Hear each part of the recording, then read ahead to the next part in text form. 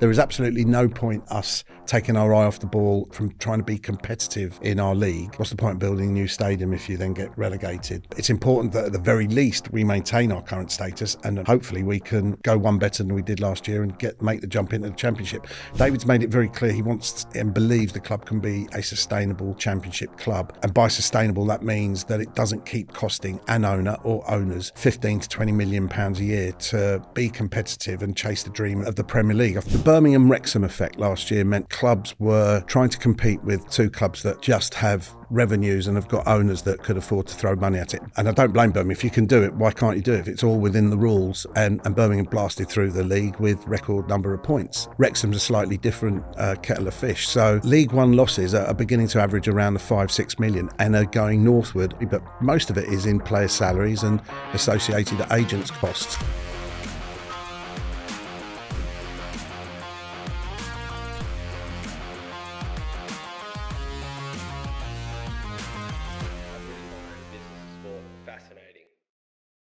Mark, it is so great to have you in the studio. Thank you so much for joining us today. Yeah, very welcome. It's great to have you in. Leyton Orient is such a great story, as it is of last season, but also, you know, from your kind of journey, I guess, to CEO, really interesting one. Before we get into all of that, can we just lay some of the groundwork of the last few years of Orient? Because it's been a very, should we say stressful time, I'd imagine, for a lot of supporters, but also now with the success coming in, a hugely exciting time. Can we give a little bit of that context to tee everyone up? Yeah, I mean, it is a great story, and I think it's the story is probably why we've had a recent change of ownership, in the sense that we were able to attract someone because of the recent history of the club. Look, I've only been on the journey for about 3.5 years, but goes back to, I think, 2014 when I was working at Brentford, and one of my most memorable games while I was at Brentford, sadly for Orient, is when we went to ourselves, Wolves and Orient, ourselves being Brentford at the time. Orient and Wolves are going for promotion. We ended up playing at Orient on in front of the cameras on a Sunday. We won 1-0 and we went into the promotion places alongside Wolves. And Wolves and Brentford got promoted that year. Orient went to the playoff finals where they were 2-0 up at half time, but ended up losing on penalties to Rotherham. And it's kind of a sliding doors moment, because Barry Hearn then decided to, I think it was planned anyway, but sold the club to someone that he thought had said that they had plenty of money and were going to take the club forward. The guys did have money, but it was spent really badly. I don't know the exact history, but I think in 3 years or whatever, they got through 16 managers. You had the owner kicking one of the members of staff on the touchline and getting some kind of ban from the FA and the EFL. It became a bit of a circus, but more importantly, the club was run right into the ground, not in terms of being into admin. It was, as I understand it, days away from going completely out of business. That's how badly the club was run. So Nigel Travis and Kent Teague were attracted to the club. Nigel's an East End boy. It's his club. It was his father's club, his granddad's club. So he got involved for the right reasons, although Nigel's made his money and his mark over in the States. And Nigel will tell you that for the first couple of months, they didn't even have a bank account, didn't have a lease with a training ground. I think there were 4 players on a contract. The club was in a right mess and had obviously just been relegated to the National League and was outside the Football League for the first time in its history. So it was shambolic, and if you were a supporter, you weren't sure whether your football club was going to make it through another week. But the fans did their bit by protesting, by helping to make the sale go through, putting pressure on the previous owner.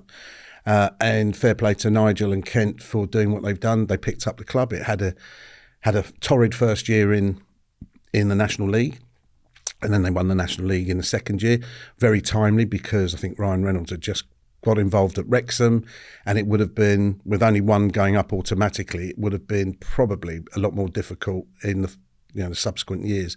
So the club was in a real mess. So to see where it was in 2018, 2019, to here we are now in 2025, where we've just, unfortunately just lost the playoff final again, but where We've got record season card sales where we're looking to move to a new ground because we fill the grounds, the home areas most Saturdays. It's been an unbelievable journey, and it's been a privilege to be on it for the last 3.5 years. But I have to give full credit to Nigel and Kent. Nigel's still involved now, even though there's been a change of major shareholder. Nigel's still involved as chairman. So the club have got someone that's got their club at heart. So it's been a hell of a ride for the supporters and the club, but it's in a good place now. Is this turnover, this change of ownership, now really to take the club to the next level? Is that Nigel thinking, right, this is the injection that we need to be able to do the things to push the club forward? Yeah, I mean, I think Nigel's been very honest with fans when we've been talking. He's been open and honest with them probably for the last 16, 17 months in saying that, look, I can get it to a certain stage. When you consider that a well-run club in the Championship probably only loses £15 million, you start to think about how deep people's pockets have to be, one, to get into the Championship, and two, to have any chance of staying there. And so Nigel was clear with fans that he would seek additional equity investment, and if that meant stepping aside, he would. He was very, very conscious about what had happened with the sale to the previous Italian owners, so he wanted to make sure that when he passed the baton on, it was passed on to people that would care for the club and were getting involved for the right reasons, and that I think is what's happened. Is a football club a financial investment or a passion project for rich people? Can be either, really, because you do have to ask yourself why people buy football clubs outside of the top sort of half dozen in the Premier League. We pretty much all lose money, but in our case, I guess David's got involved in it because he's been very clear. He wants the club to become a sustainable. David Gandler, this is the new majority shareholder. David's been very clear with the fan base and with us as staff that he wants the club to be sustainable in the Championship. So I don't think he's looking for the club to continue to lose 10, not to continue, but as I said earlier about, an average Championship club will lose 10 to 15 million a year, and there's some that lose considerably more than that. And that's the issue we've got in football. It's that the golden goose is the Premier League. So do you stick or twist? And if you twist and you get it wrong, you've got a massive headache. If you twist and you get it right, then you get the riches in the Premier League. But it's becoming more and more difficult to stay in the Premier League for more than one season. The last 2 years have seen the three that go up come back down. So how much do you lose a season? At Orient, so last year we lost close to 4 million. Four. But that's League One, and that's getting worse, by the way. So the Birmingham Wrexham effect last year meant that clubs were trying to compete with two clubs that just have revenues and have got owners that could afford to throw money at it. Birmingham, and I don't blame Birmingham. If you can do it, why can't you do it? If it's all within the rules, and Birmingham blasted through the league with record number of points. Wrexham's a slightly different kettle of fish. So League One losses are beginning to average around the 5-6 million and are going northward because you've got this cycle of players' salaries, the cost of running football clubs generally, but most of it is in players' salaries and associated agents' costs. It's the biggest challenge, isn't it? You give clubs more money and they don't necessarily spend it in the areas to develop revenue streams or infrastructure that's going to actually help them generate more. They spend it in the ways that cripple the clubs further, i.e. player transfer fees and wages. You asked earlier, obviously, about why would someone, was it a passion project or whatever?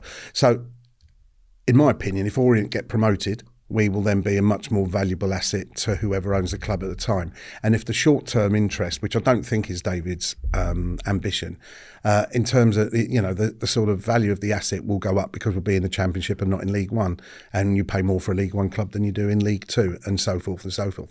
I think, as I say, the plan at Orient is for us to find a new stadium. It's not easy in London, trying to find the sort of land that's required. Our current ground holds 9,000, but if you're not aware of Brisbane Road, it's got flats in each corner. So I had a project team and architects look at what was possible at Brisbane Road. We probably, without knocking down all the flats and irritating the residents there, which we weren't about to do, we could probably sneak it up to about 12,500, 13,000, which really wouldn't, if you're trying to be a sustainable Championship club, and by that truly try and pay your way, you need to find ways to generate more revenue, and that will come through bigger attendances, better use of the stadium on non-match days, potentially other sports using your stadium, and and looking at creative ways of generating as much revenue as you can coming into the entity so that you can spend more money and be competitive on the pitch, because there's the balance. I think Orient fans, if I'm being honest now, and I don't think they're any different from any other fans, I think for a few years they were just glad they still had a club, and they were lucky that it was pointing in the right direction. But of course now we've come out of National League into League Two, won League Two, into League One, got to a playoff final. The expectations levels sort of pick up on the fan base, and it's incredibly difficult for owners to say, I can afford to spend this much on it, because you'll always have fans saying, why can't you spend more? Why can't you have, What do you think fans' biggest gripe with you today is? With the club? Yeah. Biggest gripe. I know it's been labelled at me personally by some of the fans that we're too commercial now, that I still think we're an incredibly community-oriented, family-oriented club. It's a really nice, safe place to come. But we need to generate more revenue. I mean, that's the fact of the matter is we've got to be commercial. So we've got to try and get people in earlier using our bars and our F&B and our getting people in on non-match days. And in the spirit of having an open culture, we try and share that with the fans. And some fans just think it comes back to it's just a business now, it's not a club anymore. I think you can still be we've got a community trust that does some spectacular work in our community. So I think we can be that, but also be more commercial. And so, I've got a commercial team in there that are always under pressure to bring in, more sponsors, bigger sponsors, more revenue. But back to your point earlier, if you're not careful, if you give clubs, and this is where the new regulator will come in, I don't think you can trust football clubs to be given more money from a better broadcast deal without putting rules in place that say how much of that additional money it has to be capped. And that probably for owners as well, equity probably has to be capped as well to protect them from themselves. And then you're quite right. Some of that has to be reinvested into the academy, into the women's team, into the infrastructure of the stadium. Otherwise, you're quite right. Most clubs it'll go out the door on players and agents and so forth. Well, this is the point, really, isn't it? Because if you're to achieve everything that you've just outlined and to get more revenue and to make yourself a better business, to allow yourself to succeed long term and not have what happened previously, you need to own that stadium. You need to bring people into that stadium. You need to be able to do multiple things with that stadium. But that could take you 5 to 10 years to do it. And that will impact your next 5 to 10 years of player spend. That could really impact you if you're dropping down the leagues and suddenly then you have a piece of infrastructure which is now in a very different, supporting a very different team to what it was when it was starting to be built. That is literally the challenge, I think, of football right now. It's a penny away from the pitch is basically a penny that could cost you where you sit in a league.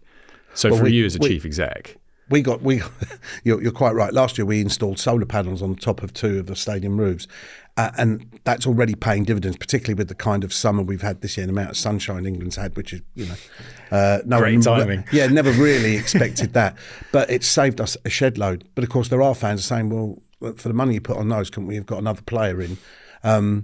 And there's an argument. So as a CEO, we were looking at, I'm trying to create an all-round stronger business. And of course, we can't get away from the fact that we need to be as competitive as possible. And our budget is probably about mid-table.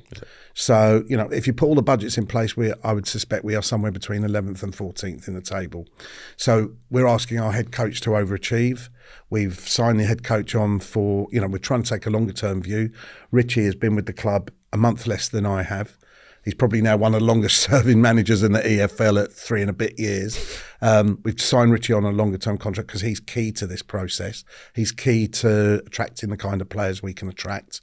And he's key also to and I think you back down to, you can have as much money as possible. If your recruitment isn't smart, you can waste an awful lot of that. I mean, you can have double our, just if we had twice as much money to spend, if we brought in the wrong players and the wrong fit, then we'd end up with not achieving the expectations on the pitch that we'd like to. So recruitment's got to be smart. Your head coach and his support team's got to be good.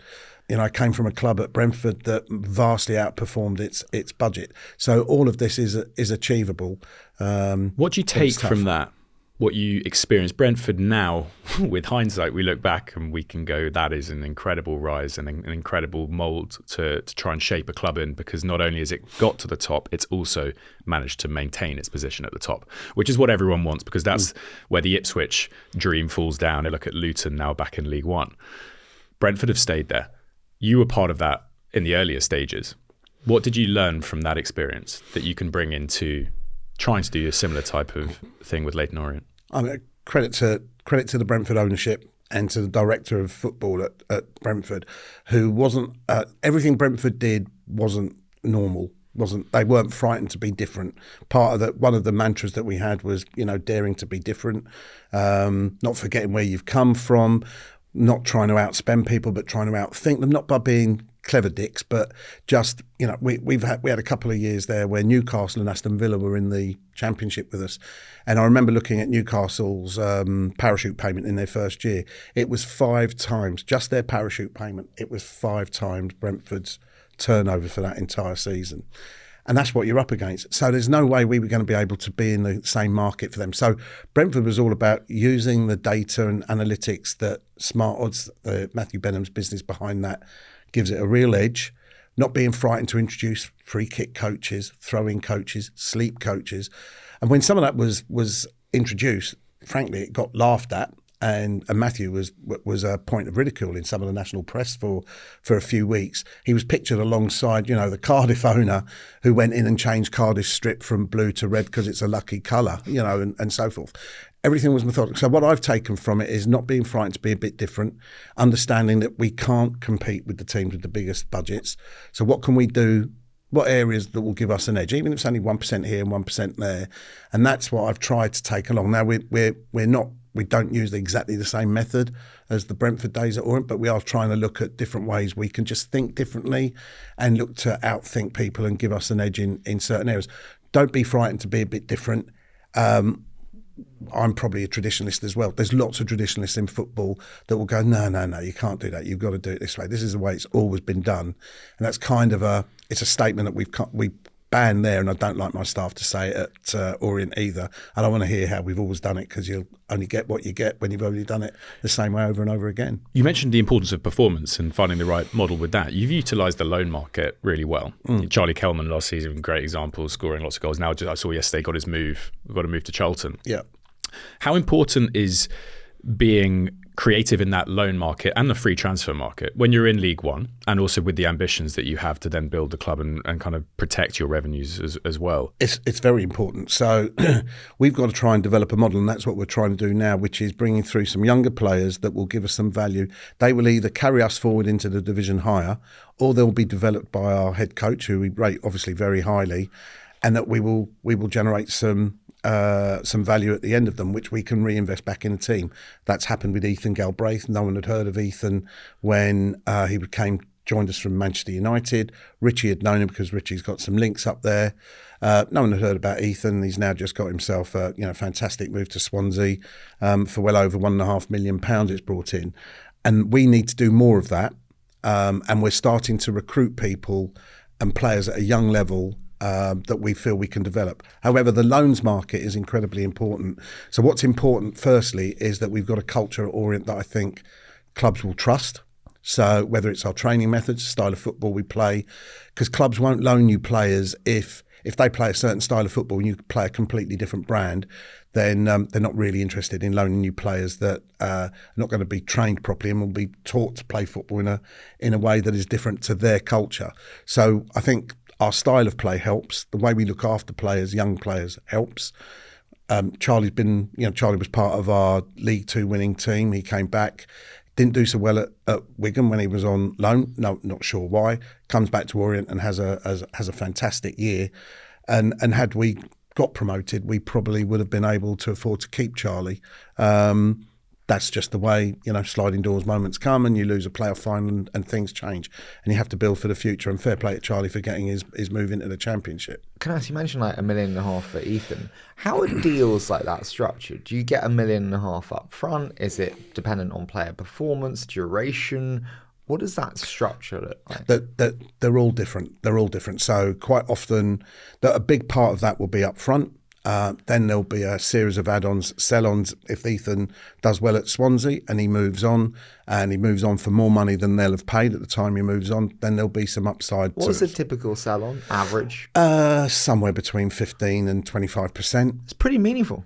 Yeah, it can be. Some are higher than that. You know, if you get a club, if you get a youngster in for no fee at all, where particularly a Premier League team is willing to let you have them for no fee whatsoever, then you can expect to pay a higher sell-on than that. But you know, it is really all down to the negotiation, where the player is in his journey with his parent club, and so forth. So there's lots of value in the loans market. There's also negotiation when you do loan players, whether you're picking up their entire salary. Clearly, if he's coming from a Premier League club, we won't be doing that. Some of these youngsters earn unbelievable salaries, and there are some 19, 20-year-olds that have never appeared for the first team of their parent club that are probably liberally on anywhere between 10 and 20 grand a week. And we can't pay that. We can pay a percentage of that. But what's more important, as we've seen with Charlie, in a sense, even with Jamie Donnelly, Jamie was a really highly rated player. We gave Jamie the window last year. He was fantastic for us. Took a bit of time. He started in the team, then dropped out the team, and Richie got to work on him, and as did the rest of the squad. Rest of the coaching staff. Jamie had a fantastic year for us. I did Josh Keeley in goal as well. And Jamie, no doubt, will go on to, I don't know what Spurs will plan to do with him this year, but I suspect if he's not part of the first team plans, he'll definitely get a loan into the Championship. And what we've done there, although we're picking up only a percentage of his salary, we've put a player in the shop window there for Spurs that they wouldn't have had. So in a way, we're developing other teams' players, and we don't mind doing that because there are certain loans that fit into that criteria. But what we've got to get better at, and we've started very consciously this summer, is bringing in and developing our own players and using loans in the right way, the right mix. But you're quite right. The recruitment team did extremely well with our loans, but it left us open because we lose the playoff game. We had 5 loanees at the time. 4 of them, I think, off the top of my head, started the game. All of those have gone back to their parent clubs. Obviously, then you had Ethan Galbraith moving on, Jordan moving on as well. So 7 or 8 of that team that played in the playoff final have moved on. That's a hell of a recruitment process to go through in the summer. But the guys have pulled it out of the bag again, and we're looking forward to the new season. So, Mark, that was my question, really, because you've got 20. I think it was 27 goals that Charlie scored last season. Now you have those gaps. Are you preparing, knowing that those players are leaving? Are you preparing in advance with the team to make sure that if those players can't be signed, if you don't go up, if you're in a situation where you're in League One still and you think you're going to have those gaps, you are prepared to fill them with the right types of players? Because I'd imagine very easily, if you don't do that, you could find yourself suddenly at the bottom of League One, not pushing for promotion again. Absolutely. I mean, planning is paramount, really. So you have to work on the fact that players will move on. Certain players will move on, whatever happens to you. So Jamie and Josh, for instance, from Spurs may well have stayed with us on loan. Don't know for sure, but I think there was a decent chance there that a pair of them would have come back to us on loan because we were in the Championship. Spurs are probably looking for Jamie to play in the Championship next year. He's had his year in League One. So plenty of planning. I mean, you know, again, from my Brentford experience, you have to plan probably 3 transfer windows. So not just one. You have to keep thinking about how your team will churn, what you need to be doing, you know, not just in this window, but in the following window, maybe the one after that. What does that player selection decision making look like? We've obviously spoken to many different CEOs and owners, and some it's like down to the coach and manager, and some it's like, hey, we choose a selection of assets, they choose them, and some it's like, we give you the players. Which of the 3 routes do you choose? We're a little bit in the middle. So Richie has a big say in the players that are coming in, but there are plenty of players presented to Richie that Richie hasn't brought to the table. But we're looking for a left back. So here's 2 or 3 left backs that first of all, you've got to analyse and understand what you're looking for in that particular position, type of player, age profile. Also do a bit of homework on the player's background, his character, because if you bring a great player in who's got a poor character, you can screw the entire dynamic of the team. So have you had that before? I've seen it at clubs before. I've heard about it at clubs before. Yeah, you can do it. You know, super talented players come with whatever fractured egos or whatever it might be. footballers are the same as anyone in society, and if you're trying to go with a cohesive unit that will pull in the same direction, you can't have too many big time Charlies in there, who feel they're bigger than and better than where they're playing their football, or the training ground isn't good enough. I mean, again, an experience there. Again, at Brentford, we brought in players from Everton. And my biggest concern was, Christ, they're going to come in from Everton and they're going to look at the training ground we had at the time. They've obviously, Brentford have massively improved it. And credit to Everton's academy and the type of players they're bringing through. Not one of them was ever a minute's problem. And they've all gone on to either play more times for Brentford or go on to have really strong careers in football, not necessarily at Everton. So you do have to be, that's the bit that analytics can't give you. That's why you need a recruitment team that are well connected and can understand the character of players coming in and have got good contacts to find out what players are like behind the scenes. So it's not just about their ability on the pitch, although that's obviously a significant part of it. So yeah, ours is a bit of a hybrid system, I suppose, in that Richie has a lot to say. So I'm sat in the football committee meetings. I'll have an opinion on a player and what have you, but at the end of the day, I'm just a CEO there. I'm just trying to make sure that the budget stacks up. So I've got a strong financial guy in those meetings, making sure that we're within budget, and if we're over budget, what do we do about bringing it back in, or what do we do in other areas of the business to make up for the budget overspend, if that's what we do. It mainly, My belief is you just let people, if you bring in good people, don't bring them in to try to do their job for them. So let the head coach have a good say in it. I don't think we've ever foisted a player onto Richie that he hasn't fancied or hasn't wanted.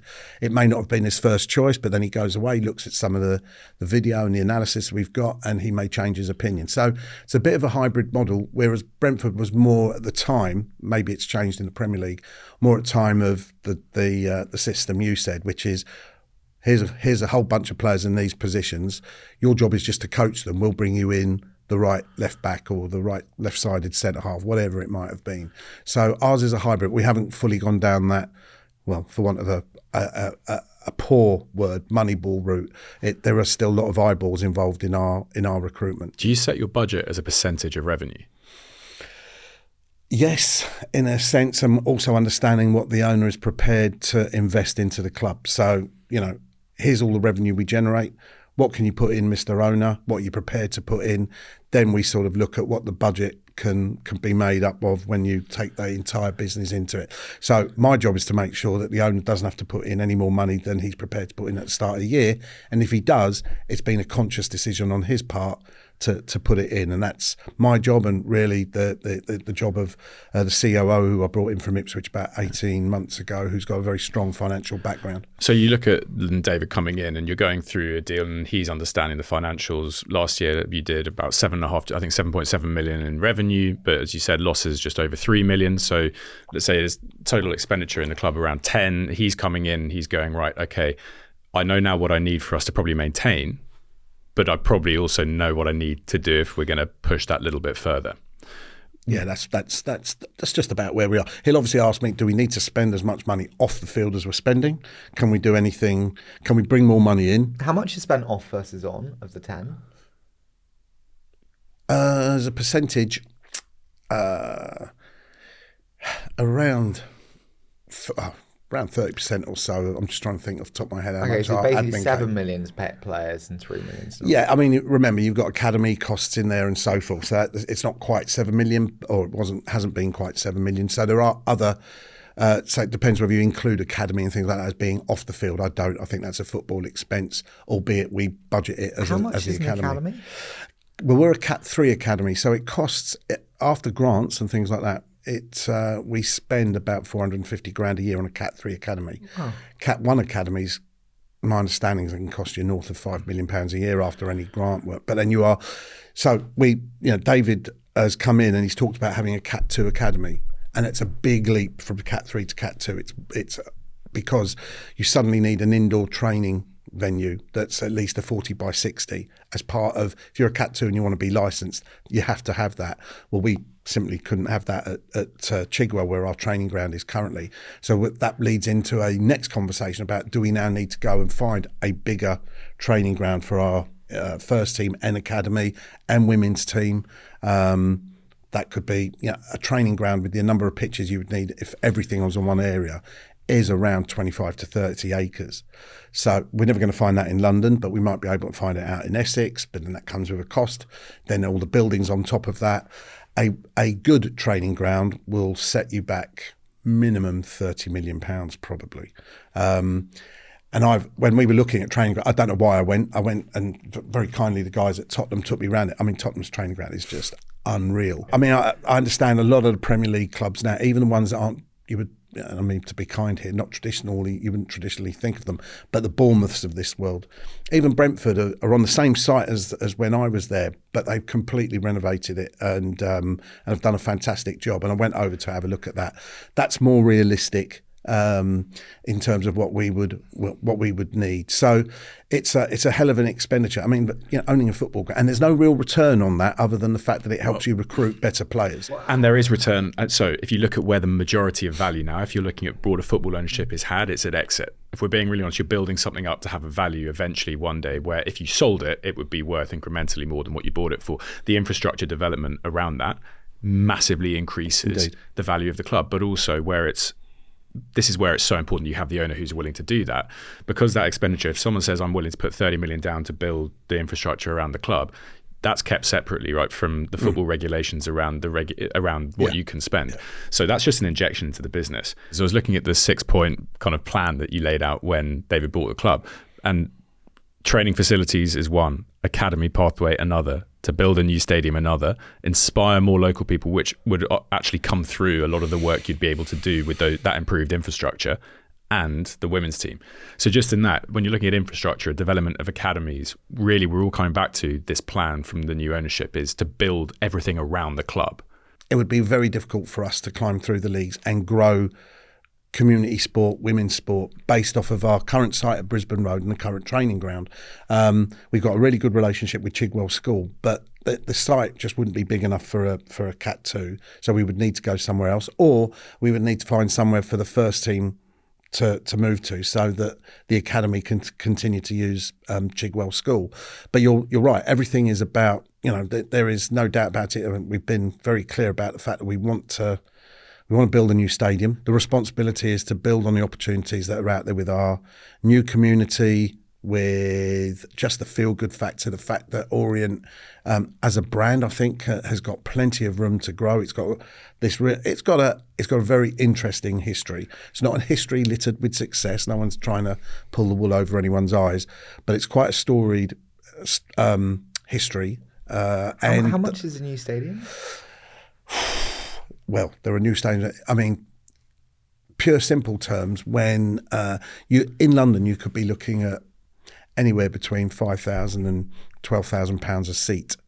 So depending on your capacity, you can double that. Now, it all depends on the finish to the stadium, how many seats, the area that it's built in.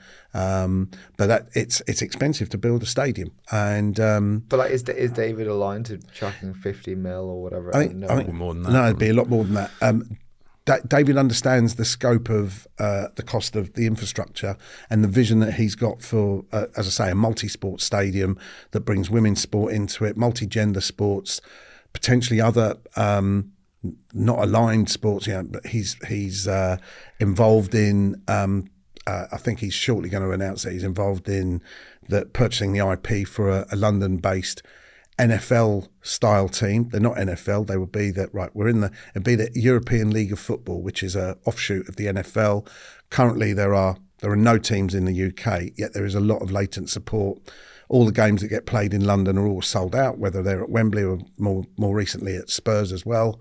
So there's a big opportunity there as well. So David understands that, and his job, and I think what he's very good at, is finding whether it's himself and other funders to fund what's required for the vision that we've discussed with Waltham Forest Council. So it's it could be £500 million worth of infrastructure. But does it compromise anything else when you're pouring that much money into one thing? Is it like what we were talking about earlier, where you can't actually achieve these 6 things? You have to have priorities. You have to have a stadium first, then maybe the training facilities. Or is it really a case of how do we leverage different financial mechanisms to run this alongside each other? Yeah, the search for a new site, a new stadium site, and the build of a new stadium and training ground won't compromise. There is absolutely no point us taking our eye off the ball from trying to be competitive in our league. What's the point of building a new stadium if you then get relegated? There's a knock on to everything. So it's important that at the very least we maintain our current status, and hopefully we can go one better than we did last year and make the jump into the Championship. David's made it very clear he wants and believes the club can be a sustainable Championship club. And by sustainable, that means that it doesn't keep costing an owner or owners 15 to 20 million pounds a year to be competitive and chase the dream of the Premier League. Are there any sustainable clubs today in the Championship? If sustainable is break even, the fact of the matter is that there's no one even near it, I don't think. The real issue will always come down to, and there's only so much you can do. There's only so much David can do here, because the macros of this, the system right now is so inflated in the areas for you to be competitive that if you do want to get to the Championship and compete, you will have to spend a lot of money on the pitch. And that, when you've got a turnover of between 7 to 10 million, is not impossible, of course, but virtually impossible to properly build sustainability into that model and live within a market where Birmingham in League One sign a striker for 15 million. Yeah. Because what that does is, as influential as Neymar to PSG for 200 million, suddenly in market price, everyone's looking at it, it sets a precedent, and that's a League One transfer. And you've got to compete in that market. It's undoubtedly very tough. I wouldn't say it's impossible. Yeah. It is very tough to remain competitive. I've got to continue. The other side of that coin is we need to continue to recruit fan base. Ideally, we want to. Yes, we had record season card sales last year, but I need to get to a stage where demand outstrips supply, and we're a long way from that. And you need to have a good, competitive team on the field, and also a really strong community. We need to create an ethos where people are proud to be involved with Leyton Orient and support Leyton Orient, not just the fans, but they are our commercial partners as well, because of the type of brand we are and the kind of culture that we have. So it is undoubtedly tough, but we are very focused on trying to make it happen. You can give David one of the options: performance with continuing losses, going to the Championship, but we're hemorrhaging cash like everyone else is. Very difficult, so aligned with everyone else, but hemorrhaging cash. Or not the performance, stay in League One, do well, fine, cool, but sustainable team with good economics, break even. Yeah, David didn't get involved though to just keep a League One club trundling along, losing a little bit of money that he would be prepared to put in every year. He has bigger aspirations. The reason for him, I believe, getting involved in the club is that he sees the opportunity in East London, particularly in the area we are, as to what we can build the club and a stadium and a support infrastructure that can be really quite exciting. And you're right. At some point, the new regulator will have an impact. Not only will there be a little bit more money flushing down the leagues, but I think you're going to see alongside that some much stricter spending. So you can't. The whole idea behind the regulator is to stop things like Morecombe, Bury, Sheffield Wednesday, things like that happening. And there has to be.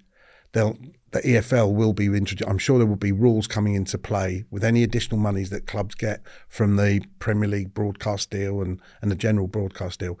There'll be spending curbs put in there. There'll be rules there. So we will all, hopefully CEOs will become not more important, but we will all need to build much stronger, more robust businesses that aren't just focused on channeling as much money as possible onto the pitch, which is exciting, but actually leaves you potentially, with massive losses. And then suddenly you get owners that, because I'm sure the guys at Sheffield Wednesday, for instance, I'm sure when they first took over, they put plenty of money into the playing side, probably paid big contracts, hasn't paid off for them, appears to have lost interest, whatever it is now, and that's where you've got the problem. I don't think that's... David has come in because he believes there's a huge opportunity in our part of London to build something bigger than what we've currently got, bring our current fan base with us, take the opportunities to build that fan base to help us fill a new stadium, because there's no point... if we were to get relegated, what is the point of even looking at a new stadium? So we have to remain competitive on the field, and we've got to balance that with the opportunity to build a new stadium. Amongst the chief execs, amongst those running the businesses in the EFL, is there, if I say an excitement, maybe I'm overdoing it, is there an excitement for the regulator because it almost puts it on someone else's plate? And I don't mean that by a disassociation with responsibility, but it almost puts it in a place where you're like, okay, we're just going to be told what to do here. We're all going to have to stick to it. You can't have a runaway, which causes a disruption to the whole market. How do you view it as a participant or a facilitator of you doing your job? I think it's a necessity, and I think it will be helpful. I'm not sure that anyone's, shouting and being super excited about it. But I think that the regulation is required to stop owners from hurting themselves, really, and protect them from themselves.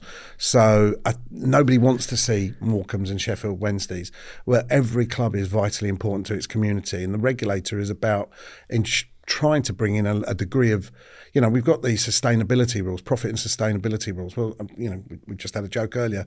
There's what's the word profit mean in football? It just doesn't happen apart from on sale of players. Sustainability, we all aim for it, but it's a competitive nature. So we all agree that we need to do things the right way and then leave a room and then bow to pressure to pay agents more than we said that we would do, to pay players more than we think we can afford, because it's about being competitive on the field. So I think it will help in that kind of decision making, definitely, and will protect the clubs. And I think what's important for the regulator, for all, I think they're responsible for 116 clubs from Premier League down to the National League, is making sure that none of them are ever in jeopardy of what looks like could have happened to Orient, all those years ago, and sadly is something that's playing out at a couple of clubs at the moment. Clubs are so important to their communities as an asset and as a force for good in the community, and we forget sometimes about all the the EFL have marketed this much better in the last couple of years. The good work, nearly over £1 billion worth nearly of social value community trusts put in. It's so important that football clubs remain intact. We can't all win cups, we can't all get promoted, but I think the regulator hopefully will stop and will bring some kind of end to clubs living in jeopardy of going out of business. That's the idea, I think. Congratulations. I have just made you the regulator. You can make one change. What change would you make that you think would be most beneficial or impactful?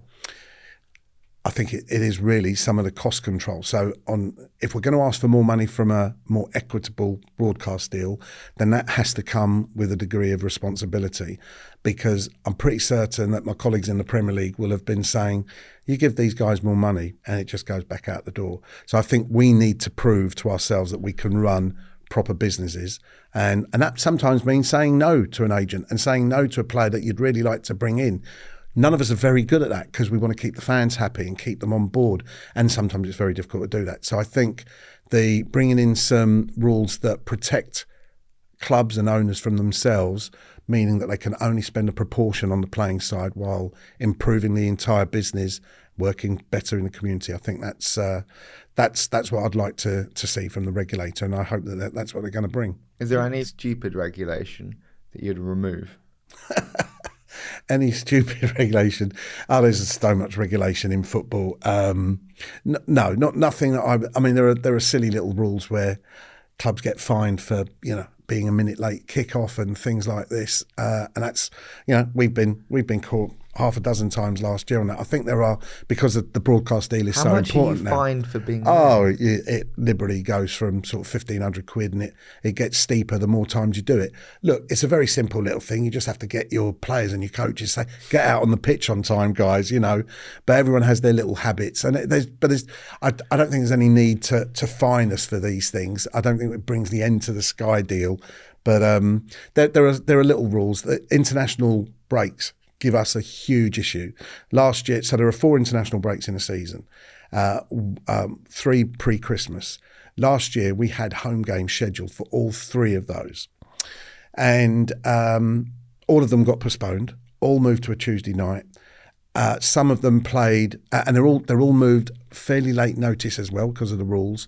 It pisses off fans, understandably. It hurts us. I mean, the finance guys told me that we were losing anything between 50 to 70 grand a game in ticket revenue, secondary spend, because there's fewer people attend, can't get to Tuesday night games. Don't spend as much on F&B on a Tuesday night. You're going to buy beers as much as you do on Saturday. And also you turn up later. So people turn up, from work at 5 minutes before kickoff. They don't really have a chance to go and have a beer or a burger. They want to go and watch the game. So secondary spend, everything gets hit. Much bigger when we analyse it, much bigger no-shows from our season card holders. So we obviously have quite a robust ticket exchange scheme. Our challenge now is that if you're not going to come and you can't come for a reason, you're on holiday, we start the season early, 2nd of August, and we're starting on Saturday. Lots of people still on holiday. Just even if it's not a case of you selling your ticket on, give it to someone that will actually go to the game. So it helps create the atmosphere. They may well spend in the kiosk. See, I told you that I would be criticised for being too commercial, but all of that plays. So it cost us around liberally about anywhere between 180 and 200 grand the postponements last year. It's slightly better on us this year. We thought it's 2-2. Our final game was away, so it didn't affect us so much. But even the home it's the late notification. We obviously warn people that some games get changed, kickoff times get changed because of Sky and TV. But the international break thing, I do wonder whether it's just best to say no games on those weekends, because we were at a meeting on Monday and I think something like 70% of League One games last year got postponed. So it's not, we all have players that are being called up for under 20s, under 21s, full, right away down to League One. So the Championship and the Premier League obviously have, They don't play. I think there's an argument that maybe the Football League doesn't, at least at the start of the season, then everyone knows where they are. We'd rather play at 3 o'clock on a Saturday, but everyone knows that these games are on Tuesday nights and there's no messing fans around who are still the lifeblood of the sport. We still need them in the stadium to create atmosphere, to create that dynamic that everyone wants. So that's a big bugbear, the international. Are there enough weekends? Let's say you didn't play on international breaks. Are there enough weekends in the year to actually play on weekends? You'd still need to play those games on Tuesdays, wouldn't you? Yeah, we would. But the difference is everyone knows that when they buy their season card, they can see that there's going to be 3, 4, 5 games on a Tuesday night. They can either plan for that, or they can plan to have their ticket used by someone else, or they can put it in a ticket exchange and we'll try and sell it on for someone to come to the game ourselves. So you're right, there aren't enough weekends. The Champions League and all the different European competitions are putting the fixture list under extreme pressure. I mean, in my opinion, it's the Super League is out there already. The expanded Champions League and the number of fixtures means that we are cramming games in. The Carabao Cup, there was a game last night. They're having to, Newport and Barnet played last night in a preliminary round that the EFL have had to introduce. It means that clubs are entering the competition later and later because they've got European fixtures to fulfil. So it's tough outside. Well, it's tough outside the Premier League. Championship is tough as well, but League One and League Two, it's a tough mix. If you're looking at things like the Champions League, European football, we're talking about the value of the Premier League. Do you still think the 3 p.m. blackout is important then to protect you? There's differing opinion. I think we're still all very nervous about what would happen if if Premier League games were allowed to be shown live into people's households or pubs and clubs and what have you at 3 o'clock in an afternoon. Would there be people that would prefer to go to a pub and watch that, or stay at home and watch that, rather than go and support their team? I for the moment, I'm still in the camp of keeping it clear. Because we've got enough hurdles in our way in terms of trying to make things happen, and in terms of running the business, we've got enough challenges with that out as well. But in time, I suspect it will go eventually. How fair is it, do you think, to suggest that it's market manipulation? If something can't stand on its 2 feet, it shouldn't exist? It's a fair comment, which is why I think we, as clubs, we need to evolve our product, the way we look after our supporters. We've got to, Old State. I mean, we started even Brisbane Road. We spent money on Brisbane Road to try and recreate better facilities for our fans. So your product does have to stand. People will speak with their feet. They'll stop coming to games if you don't communicate with them in the right way, if you don't value your support in the right way. I'm not saying we always get it right, but we do honestly try to do things in the right way. So it's a fair comment, that's another challenge for us to do, and we need to evolve to make sure that we meet that. My favourite thing I saw doing some little research before here was that on that, growing your fan base, you were the fastest growing team in League One on Instagram last season. Yeah, we've got a really good comms team. And I think our football content is excellent. My challenge to the guys, and I'm the completely wrong demographic at my age, but to appeal to Instagram and TikTok and things like that, my understanding of the type of content that's required. Everyone expects good football content, good interviews, good goal clips. Our guys produce something called I've just forgotten the name now of it. I'll come to it. It's a 7-minute reel from the players turning up, through changing, through warm up, into the game, Behind the scenes, basically. How much do you spend on content? Our media team is probably 2 people light, but that's all I can afford. Remember, our media team, not only do the guys produce content, there are, I've got a marketing manager, I've got 3 people in my media and comms team. At least 2 of those will have to travel to an away game. So that it's a real labour of love. And we don't pay, when I say we, I mean the football industry, we don't pay huge wages to these guys, and we have to look after them well. But we're lucky that we've got... don't nick any of our stuff. But we're lucky. We've got a really good team. We're really committed. They've got a fantastic relationship with the head coach and the players, which means a closer look. Sorry, that's what it's called. And a young lad called Kynan is excellent at producing these things. Our fans love all of that. So from a pure football side, fantastic. I think you could always be better, but we do a good job.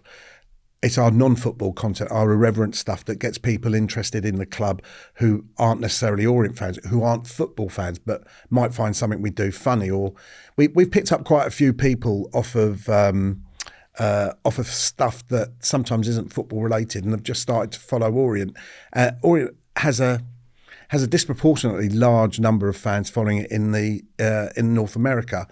Sometimes it's because of our ownership, and sometimes we've just done some stuff out there that's happened to have worked. So our non-football stuff could be more of, but I have to say, on the resources that we've got, and I don't want to run people into the ground, we do pretty well. What about leveraging your ownership? Do they come in and they go, right, we are from a different region, we do have a market in somewhere that Orient may not be well established, i.e. North America, maybe the most valuable market for a football team to develop. Is there work they can do alongside you? Ryan Reynolds has shown one thing, and we always come back to it, and he's a Hollywood star, and you can't replicate it, and that's everyone's mistake. But what he did show is you can still take something into a new market if you've got a base and make it bigger and more relevant.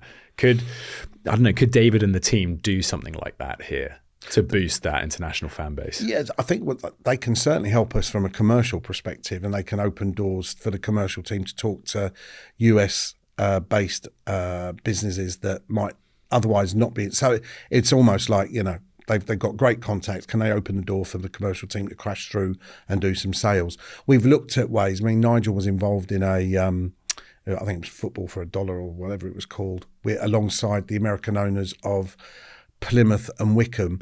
I think you're quite right. You can't just do a meet. Ryan Reynolds is Ryan Reynolds, and Ryan Reynolds is very smart, got a huge following, but also the ownership at Wrexham kind of got right into the fabric of the organisation and the community in a totally different way than the ownership of Man City did. But credit to Man City's owners. Yes, they've invested heavily into Man City with fantastic success, but they've done an awful lot around the area in Manchester. So they've really put into the fabric and added value there. I think they're doing the same thing at Wrexham, but that's kind of not really, when you watch the Wrexham thing, that's not the sexy thing. It's the banter that Ryan Reynolds, because he's a funny guy. The way he delivers it. So Me Too is not really where we need to go. Wrexham's done Wrexham. We can't do Wrexham, but I think you're right. We can leverage our North American ownership in terms of, particularly commercially, but also looking at how else we can break into that market. How can we be creative? So East still secured. So let me give you a story on Easthill, which I think is a really nice story. So one of our shareholders previously, before the sale, was made up of a number of smaller shareholders.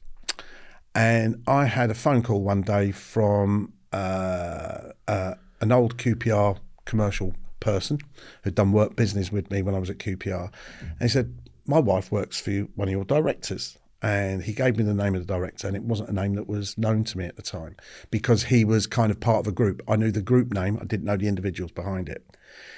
He has been involved in his ownership with Orient at the time, about 4 or 5 years, got into it hook, line and sinker. And the reason why his wife wanted to contact me was it was the guy's 60th birthday, and they wanted the 2 Orient mascots to turn up as a surprise at his party. And I said, "Are you sure? 60-year-old's party? You want the?" Apparently just nuts about Orient. And so that happened, and we previously had Harry Kane was previously the sponsor of the shirt, and he allowed charities to go on the front of it very kindly. And we were looking for a new sponsor. And so I got introduced to Jim McCaffrey, who was this gentleman, and his business is He Still Secured. And I had a conversation with Jim about the front of shirt. And Jim, yeah, okay, I'll support you on that. And it came about because an old QPR contact came up with, because the guy he's just bought into he loved the Orient story. I mean, when you go to his offices, which are not far from here, all the offices, the boardroom, they're all Orient themed. And it is not sycophantic North American support. Jim is properly embedded in Orient and really, really keen. Watches us when he's out in the States, comes to most games, doesn't like the limelight or anything like that. He has a few beers and he speaks to. I mean, he's just a very gregarious guy, and he's been fantastic for us. And there is a clip on our website where Jim talks about he was very kindly talking about all the positive things you get from a sponsor. How much is front of shirt? A lot less than it is in the Premier League. If you want me to give you a range, I think you're looking at, there's probably clubs that in League One that are probably as low as 50-60 grand, and there's probably ones that get up to £250,000. It's that kind of range. It's much bigger in the Championship, and it's stratospheric in the Premier League. I still think it's pretty good. It is. If you're looking at where you can spend money and you're attaching yourself to teams with those size of audiences. Yeah. And so Jim's daughter is an ex-US women's player, and so Jim, I did a deal with Jim a year or so ago. He still, through Jim, have now taken the women's side. They've taken 80% ownership of it. It's still Leyton Orient, but because there comes a point in women's football, so our team are at tier 7. You can't pay the players at tier 7. That's the rules. So even if I wanted to bring in 20 players at 100 grand a year each, I couldn't do it, right? Not through the front door anyway. And no one wants to start, messing around with doing things wrongly. So Jim and his daughter have taken that on. They have brought in they're now financially supporting the growth of the women's team, and they have a 5-year plan to see our women's team go from tier 7 to tier 3. They brought in a guy from #United who was tier 3 last year, running the team there. So all of this has come from just him being a very small shareholder and a chance phone call. And he probably in all my years of being in football, he's the most engaged, excited sponsor that we have. When we played Man City in the FA Cup last year, it would be wrong of me to say how much he paid, but he shelled out an awful lot of money because of the game. And he wanted to bring all his staff, and he wanted quite a lot of people to come. And he bought a lot of tickets for the general admission tickets as well. He's just a fantastic sponsor. We're just about to move into year 3. We're talking to him about whether he wants to extend it. The commercial team are obviously out there already looking at what will be the case if Jim doesn't want to do that. So we will see what that comes. But that's when you look at split between F&B, tickets, and sponsors, what's the revenue breakdown in terms of those 3? Well, our F&B isn't huge because we don't run it. So we run our own bars, and our hospitality is run in-house. F&B, we take a percentage of it, and British Event Catering, who run the public bars for us, they run those. So we do about £1 million a year in commercial. We do something like £300,000 a year in hospitality. So they're important revenue generators for us. The real big difference between the Premier League and the Where's EFL. Where's the 7 coming from then? The 7? Yeah. It comes from central funds as well from the Football League that comes in through the Sky Bet sponsorship of the leagues. And so there's a central portion. Then there's some academy. There's grant money comes in. So there's all sorts of ways that. And this year we will be closer to 10 than the 7.7 that you were referring to earlier. So it's important that we've invested money in hospitality areas, because what I found and this is again back to the comment I made about being too commercial, we were previously we'd been willing to do business with whoever wanted to do business with us, and we were just glad to take whatever they could offer us. We didn't put any real value on the brand and our offering. So we've invested in hospitality areas. We got some fantastic facilities overlooking the pitch. The prices have gone up, but the quality of the food and the service and everything has improved. Quality on the field has improved as well. And there's always a little bit of resistance. We're all the same when prices rise, but we've got over that hump, and we're delivering a much better product now. And we're seeing much better. We obviously do a lot more business on non-match days as well because the facilities are much improved. So all of that's really important. But the big difference that you find between Premier League and EFL is the importance of ticketing revenue, because it's 33% of our turnover. It's a lot less than that. It's probably single digits percentage in Premier Leagues.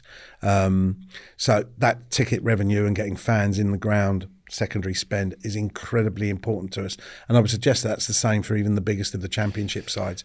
But at League One level, it's really important that we continue to get the ground as full as possible with people in as early as possible. So there's the reasons why we have to evolve our business to give our fans and our customers and our commercial customers value for money. Fans are not willing to put up with what they used to put up with 10 years ago, 20 years ago. You have to evolve the business and what we've got.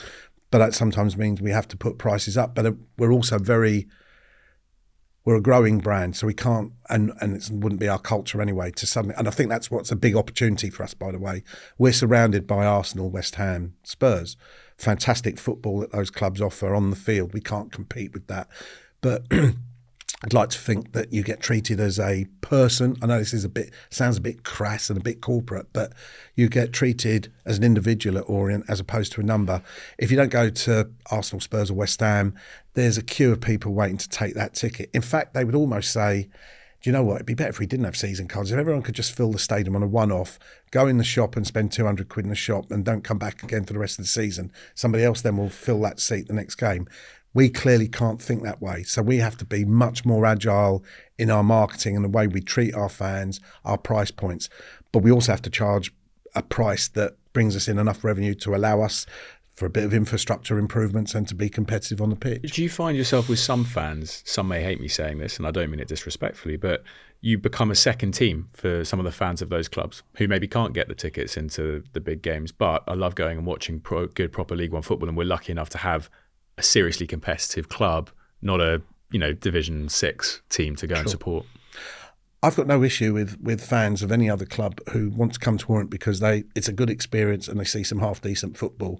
And if we're their second club and they come to us when their team's away from home or they feel disenfranchised, we've picked up fans. We know we have because we do surveys, and we've picked up fans from people who love their Premier League team but have just got fed up with the Premier League for whatever their own reasons are.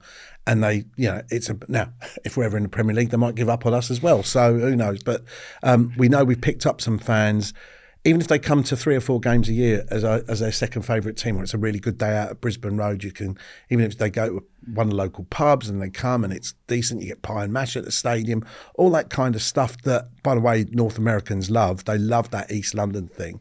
I've got no issue with that. And I know that you're right, culturally, you can't have 2 teams. You can't. I mean, even I would say that it's difficult for you to have, support QPR. And who's your Premier League team? No, I ain't got one. It's just QPR or it's just Orient. But there are lots of fans. The fan is evolving. Young fans now tend to follow players as opposed to clubs. You've seen it. It's the Formula One type thing. And we've got to be agile in the way we market, and our content appeals to that supporter demographic. We've got to get younger fans in. I think that's one of the biggest challenges is our fan base is coming, the average age is coming down from 49. I think last year it was 45. I'd still like that to be well under 40. And that's not easy. If you get the pricing wrong, then the kids and the families and that just don't come to your games. You ever had pie and mash? Well, a football match? Yeah. Pie and mash is great. Delivered in the right way, let me tell you. We even had, dare I say it, Radio 4 come to see us because our pie and mash gets such good reviews on social media. So Radio 4 came to us and Wimbledon and a few other clubs, and to go through the pie and mash. The guys, credit to the guys who do the public catering. They do a really good job of it. So I love that. It's slightly different. And you know what? It's what East London. It's what East London. It's partly what East London is famous for. Oh. And we give the fans what they want. Sometimes we sit back and we think, what do we want to do? We want to get in these sort of... We have some sashimi and some...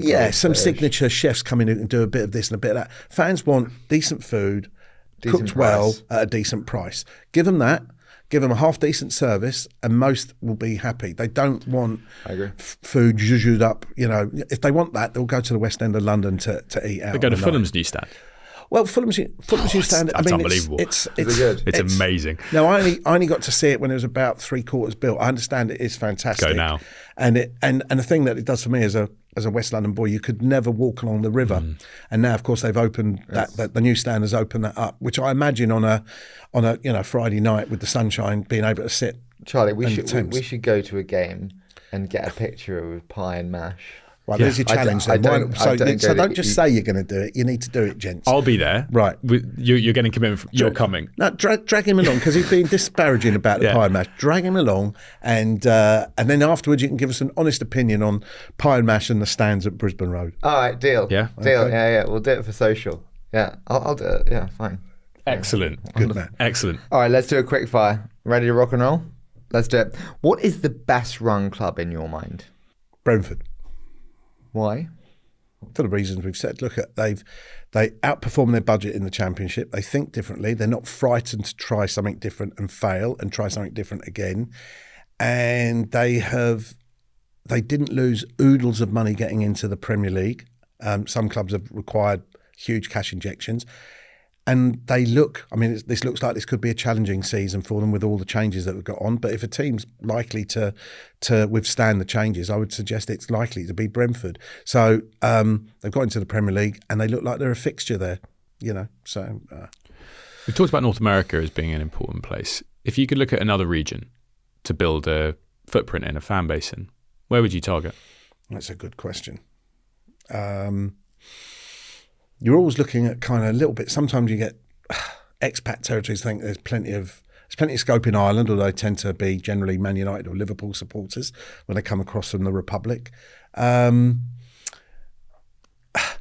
Given our location, you can get to, as we frequently put in our commercial decks, you can get into France very easily from Stratford, and you can come into East London in 2 hours from Europe. We're well located for airports, and so Europe is still, there's a big feel towards football clubs, towards English football in Europe, and you'll never stop it. I think we can learn an awful lot, by the way, from Germany and their fan bases and what happens there. But Scandinavia love English football, and they love coming to see traditional football. We found that at Brentford. We find it at Orient. That Brentford, particularly at Griffin Park, where there was still some terracing. Now we don't have terracing at Brisbane Road, but it has that intimate feel that you don't get at some places. So places like Holland and Scandinavia, I think, are still very fertile areas for fans from abroad coming and supporting teams. We've got a decent, healthy support already, but our biggest areas, if I look at our streaming numbers, which doesn't quite answer your question, North America, Australia, Ireland, and Scandinavia are our biggest streaming areas, and people from abroad watching our games via our stream. Which league will be more successful in 5 years' time, the MLS or the Saudi League? Oh, what a question. Thank you. He loves this question. What a question. I'm going to go Saudi because I think Saudi, there's the financial aspect, but they do promotion and relegation as far as I understand it. Yeah, they just own every club in the... It doesn't. I mean, but they've stayed true to what football is all about. The Americans, funny enough, that's another reason why they love getting involved in English football, although it's obviously a downside for some of them, is the promotion and relegation, the whole conference system where if you win it, great. If you're bottom, you're still earning a load of money. That's why their values are so high. I think that's the bit that doesn't... And I was in Canada visiting my son a few weeks ago, and we went to see Vancouver Whitecaps play San Diego, I think it was. I personally do love the razzmatazz that the Americans bring to it. I'm probably in a minority, and Orient fans can rest easy that we're not about to replicate that. But there is some room to evolve the brand and the product, because we're not still appealing to guys my age to keep coming in. I do need younger people to come in, and they want different things. They want to be entertained in a different way. So, short answer, I'd go Saudi. How much do you feel compromised by politics of football in your ability to do your job? In what way? Are there things that you would like to implement that you can't because of the way the system is? I think you're always going to be frustrated about politics in a certain way. So we talked about it earlier. I think rules and regulations, some of them are a little bit archaic and need modernising, but not overly frustrated by it. I'm more concerned the creep of European competition that clearly doesn't care too much about domestic leagues. And our domestic leagues are the biggest domestic leagues, and are the ones that they're the envy in one way. And there's also, they don't like English leagues continue to do well. So, in my humble opinion, as in wider Europe. Yeah. I mean, they don't want to see English teams winning trophies. Already, our broadcast deal, the Premier League broadcast deal, is so much better than anything else that's out there, and is pretty solid. Where you've got countries like France and that were having problems getting the money out of their broadcast deal. So that some of the politics around Europe affecting our domestic sport, the fact that the Premier League and the EFL are separate, the fact that we used to all be one league and in a sense care about each other. Now, of course, it's Premier League don't really. I don't think they put money into community activities and what have you, but parachute payments distort the league completely. Already touched on what it was like a few years ago. It's got worse. I don't think it does the Premier League any good that the three that go up have got every chance of going straight back down again. Doesn't do the Championship any good that the clubs that come down are probably competing. Two of them are likely to go back up automatically. The third one is likely to be involved in the playoffs. So you're talking about all the other clubs chasing 3 places in the playoffs. Well, it's not good for competition for both the Premier League and the Championship and the EFL. So those are frustrations, but I think they're probably felt widespread. Final one. Orient in 5 years' time, where would you like to be? On the cusp of moving into a new stadium, and either continuing to be right at the top end of League One or having managed to get into the Championship. So on the field, that's where I'd like us to be. Off the field, I'd like to see us with planning permission, maybe even having building work underway in terms of a move to a new stadium, and continuing to sort of challenge right at the top end of League One. Even if we can all dream, we almost got it last year, in the Championship itself. Although that would be a fairly significant challenge for us under the current circumstances. But I don't agree with some of the things that were said afterwards. I'd rather have taken that challenge on the chin this year and seen what we could have done with it, rather than saying, well, maybe another year, we could do this, we could do that, we could do the other. The opportunity is there, grasp it and make the most of it, because it'd help take the club forward. Listen, I'm excited for my pie and mash. But thank you so much for doing this. You're very welcome. So much really fun. Loved it. No, thank you very much. I'm going to keep you to the pie and mash, by the way.